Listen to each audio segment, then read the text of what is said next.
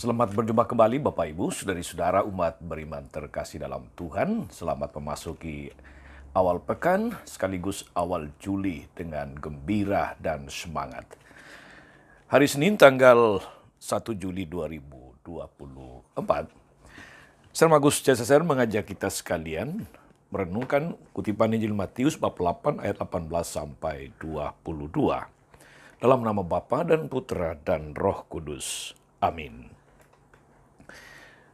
Pada suatu hari banyak orang mengerumuni Yesus. Melihat hal itu, Yesus menyuruh bertolak ke seberang.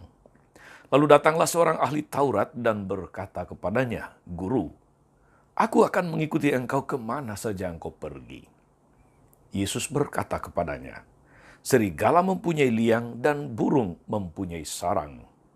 Tapi anak manusia tidak mempunyai tempat untuk meletakkan kepalanya."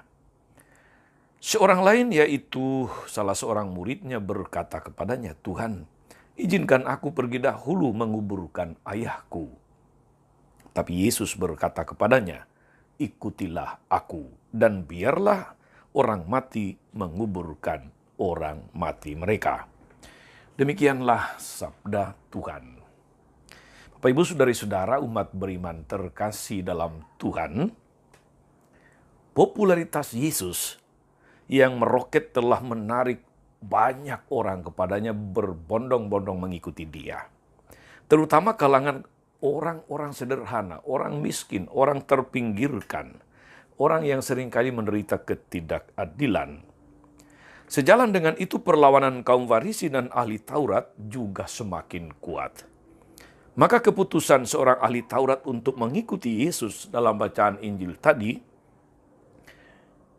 merupakan suatu loncatan besar. Namun Yesus tidak ingin beriklan. Ia tidak mau memberikan gambaran yang salah tentang apa artinya mengikuti Dia. Maka Yesus berkata, "Burung mempunyai sarang, serigala punya liang. Tapi anak manusia tidak mempunyai tempat untuk meletakkan kepalanya." Kata Yesus. Dengan kata lain, Yesus mau menegaskan bahwa kalau ahli Taurat itu mau mengikuti dia harus hidup dalam kemiskinan. Dia harus siap hidup dalam kemelaratan. Karena Yesus tidak menjanjikan buah-buah material bagi para pengikutnya. Injil tidak menceritakan lebih lanjut akhir dari dialog itu.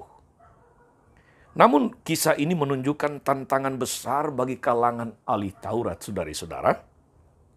Mereka harus memutuskan mengikuti Yesus dan mengabdi kebenaran, tapi hidup susah secara material, atau tetap berpijak pada tradisi lama, tapi terus bergolak dalam batin, karena sebagai orang berpendidikan mereka menyadari siapa Yesus sebenarnya. Saudari-saudara umat beriman terkasih, pergolakan batin ini penting sebagai proses pemurnian iman, pemurnian motivasi mengikuti Yesus yang diperlukan oleh kaum beriman. Sebagai pengikut Kristus, kita juga tidak selamanya setia pada jalannya, pada jalan Tuhan. Banyak kali pola pikir dan penghayatan hidup iman kita masih kuat diwarnai oleh perhitungan untung rugi. Gaya hidup mudah dan instan. Bebas dari penderitaan, bebas dari salib, dan sebagainya. Tak ingin mengalami kesulitan karena iman akan Yesus. "Aku mau mengikuti engkau kemana saja engkau pergi." Mungkin kita akan memperoleh jawaban yang sama seandainya Yesus bertanya kepada kita pada zaman ini. Maka kita ditantang saudara-saudari untuk bertobat dari gaya hidup kita yang secara manusiawi ingin serba gampang. Kita punya kecenderungan itu. Ingin bebas dari salib. Ingin menjalani iman atau ajaran iman kalau menguntungkan. Yang biasa-biasa saja. Tidak rela berkorban bagi menegakkan nilai iman dan moral Kristiani. Mengorbankan orang lain demi kepentingan sendiri. Dan macam-macam situasi. Melakukan semua ini kita sama seperti orang yang berdalih yang hanya mau mengikuti Yesus sesudah menguburkan ayahnya. Kita pun menolak mengikuti Yesus karena masih ada kemewahan hidup, tawaran dunia yang mau kita nikmati, masih ada kuasa dan kedudukan yang mau kita peroleh, dan seterusnya. Ajaran moral bagi kita adalah, atau pesan moral dari firman Tuhan hari ini adalah, jika Tuhan memanggil kita, Dia menuntut kita untuk bertobat, untuk berbalik dari jalan hidup yang salah, dan menghayati jalan hidup yang benar yang ditawarkan Yesus. Tobat dan pembaruan diri ini haruslah dilakukan saat ini juga dan tidak ditunda-tunda. Tidak menunggu nanti-nanti dan sebagainya. Hanya dengan menanggapi sabda Tuhan secara tepat dan cepat, kita mempunyai kesempatan lebih besar untuk membarui dunia sebagaimana Tuhan kehendaki.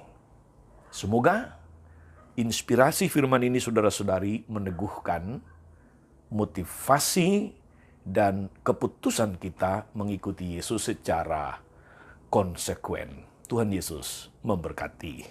Amin. Tuhan Yesus Kristus, kami bersyukur karena Engkau berkenan memanggil kami menjadi pengikut-Mu.